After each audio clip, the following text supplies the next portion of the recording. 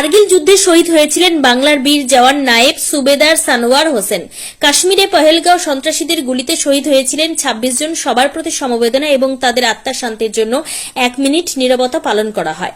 তৃণমূল নেতা আবু বাক্কার বলেন, শহীদদের পরিবারের সঙ্গে আমাদের দল সবসময় আছে। মুখ্যমন্ত্রী মমতা ব্যানার্জি নদিয়ার তেহট্টার ঝন্টু শেখের পরিবারের পাশে দাঁড়িয়েছেন। মমতা ব্যানার্জির সরকার শহীদদের পরিবারগুলি সমস্ত রকম সাহায্য হাত বাড়িয়ে দিয়েছেন। আজ আমরা বড়ুয়া দক্ষিণের তৃণমূল কংগ্রেসের পক্ষ থেকে শহীদ পরিবারগুলির সংবর্ধনা জানানো হয়। বড়ুয়া থানার নিকট হাজার হাজার তৃণমূল কর্মী সমর্থকেরা উপস্থিত ছিলেন। পহেলগামের ঘটনার পর গোটা জম্মু ও কাশ্মীর জুড়ে চলছে তল্লাশি। সীমান্তবর্তী এলাকাগুলিতেও বাড়তি নজরদারি রয়েছে সেনার। এর মাঝে বৃহস্পতিবার সকালে জম্মুর উধমপুরে তল্লাশি চালানোর সময় জঙ্গিদের সঙ্গে সেনার সঙ্গে গুলির লড়াই শুরু হয়। সেখানেই শহীদ হন বাংলার জওয়ান ঝন্টু আলী শেখ। তিনি ৬ প্যারা এসএফে কর্মরত ছিলেন।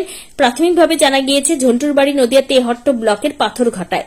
বড়ুয়া দক্ষিণের তৃণমূল কংগ্রেসের পক্ষ থেকে শোক প্রকাশ করেন। দেশনেত্রী এবং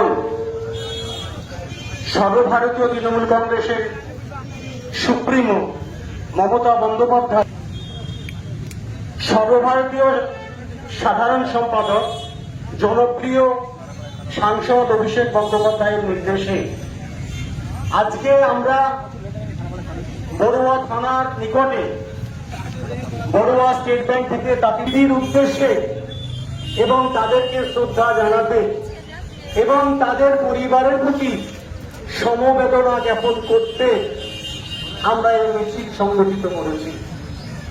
এই মিছিল আমাদের বড়ুয়া ব্লক তৃণমূল কংগ্রেসের সভাপতি হল।